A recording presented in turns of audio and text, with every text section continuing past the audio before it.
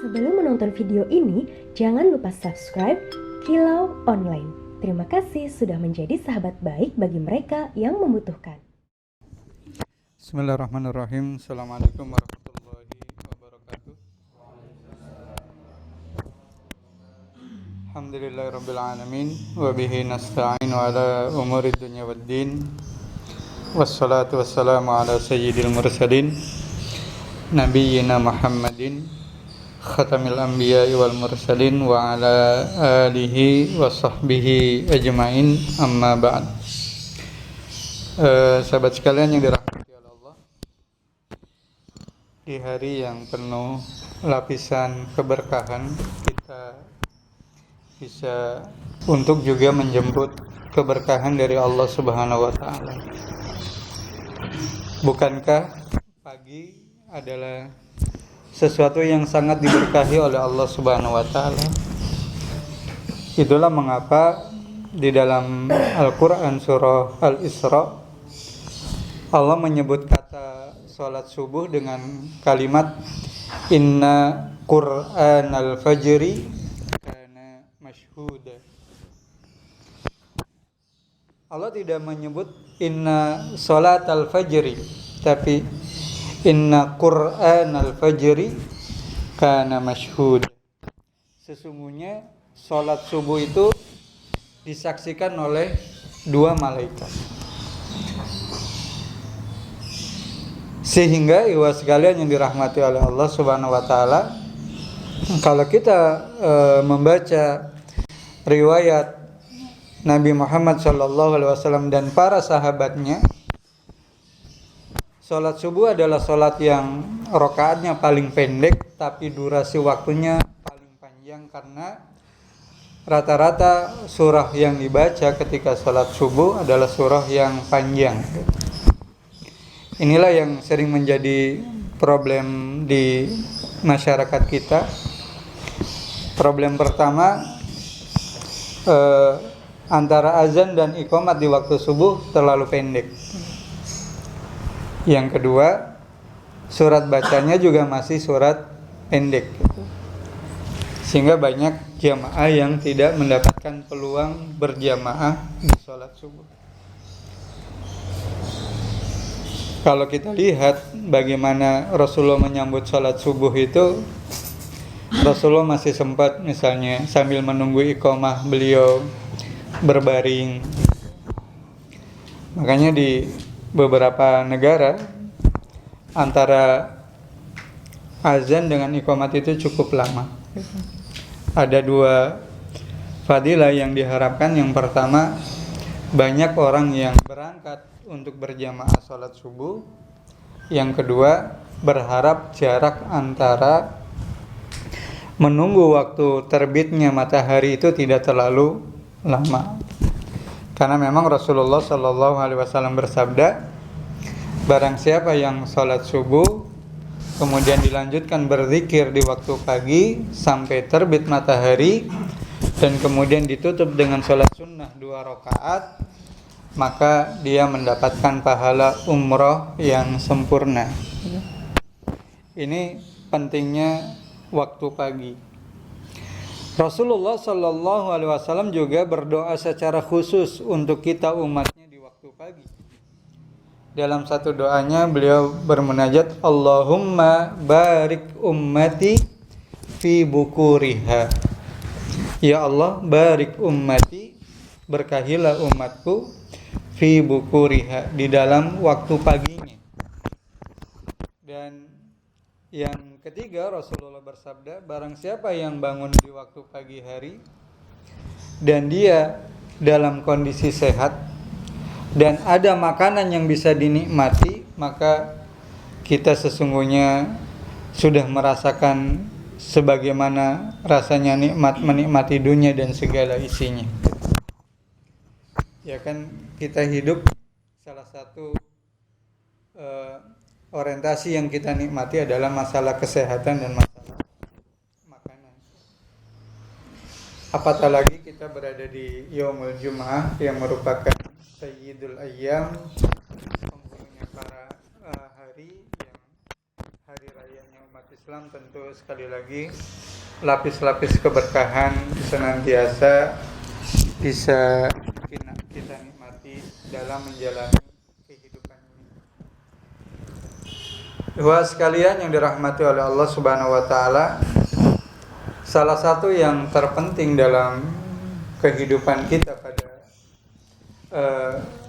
kondisi apapun adalah jangan pernah melupakan orientasi hidup. Karena ini yang terkadang menjadi masalah dalam kehidupan kita. Coba antum bisa bayangkan, seandainya antum baca buku tidak ada halamannya, tidak ada babnya, kira-kira apa yang antum rasakan? Seandainya Al-Quran tidak ada juznya, mungkin kita juga akan merasa lelah. Kapan ya saya udah juz berapa dan kapan saya khatam? Inilah aspek kehidupan. Terkadang kita perlu memiliki orientasi atau visi jangka panjang, tetapi terkadang kita perlu memendekkan orientasi kehidupan kita, jangka pendek kita, dan itulah yang tadi saya gambarkan. Seandainya seorang mukmin pagi dalam kondisi sehat dan makanan tersedia, dia akan seakan-akan memiliki seluruh dunia dan segala isinya. Itulah orientasi kebahagiaan. Dan inilah yang sering menyebabkan banyak di antara kita sulit mendapatkan kebahagiaan ketika kita sudah memiliki atau sudah terjadi disorientasi dalam kehidupan kita. Kok masalah nggak selesai-selesai ya? Masalah kok tidak pernah kunjung habis, baik dalam membangun diri pribadi ataupun mohon maaf di antara kita yang sudah berkeluarga. Iwa sekalian yang dirahmati oleh Allah, itulah bagaimana kita memanajemen ujian dari Allah Subhanahu wa taala dan bagaimana kita melakukan orientasi dalam kehidupan. Sungguh indah ajaran para ulama salafus saleh yang diabadikan dalam kitab Minhajul Qasidin. Salafus saleh kita kalau menggendong anak, mengayun-ayun anak atau bercengkrama dengan anak, selalu menanamkan 3 kalimat: Allahu ma'i, Allahu sam'i, Allahu basar. Allah bersamaku, Allah melihatku, Allah mendengarku. Ini yang dibacakan para ulama salafus saleh ketika gendong anaknya, membimbing anaknya. Itulah mengapa kalimat pertama yang disampaikan Luqman Al-Hakim kepada putranya, wa idh qala Luqmanu li ibnihi wa huwa ya'idhuhu ya bunayya la tusyrik billah. Kalimat pertama, nasihat pertama Luqman kepada putranya adalah la tusyrik billah. Jangan memusyrikkan Allah. Dengan seluruh pemahaman sampai sekecil-kecilnya pemahaman la tusyrik billah. Sehingga kita akan bisa tegar mengatakan tidak ada masalah yang besar karena ada Allah yang Maha Besar. Sekali lagi, tidak ada masalah yang besar karena ada Allah yang Maha Besar. Setiap ada orang yang curhat kepada saya, komentar saya pertama yang saya sampaikan, berbahagialah antum dipilih oleh Allah Subhanahu wa taala untuk mendapatkan ujian ini yang belum tentu ujian ini Allah berikan kepada yang lain. Dan biasanya selalu komentarnya, apa ini karena saya banyak dosa ya Pak? Saya komentari lagi, bersyukurlah kalau antum itu merasa banyak dosa dan berbahagialah karena Allah Subhanahu wa taala sudah mendelet dosa antum di dunia ini. Sehingga ketika nanti antum menghadap Allah Subhanahu wa taala sudah clean, sudah bersih, tinggal menikmati kebahagiaan yang hakiki di surganya Allah Subhanahu wa taala.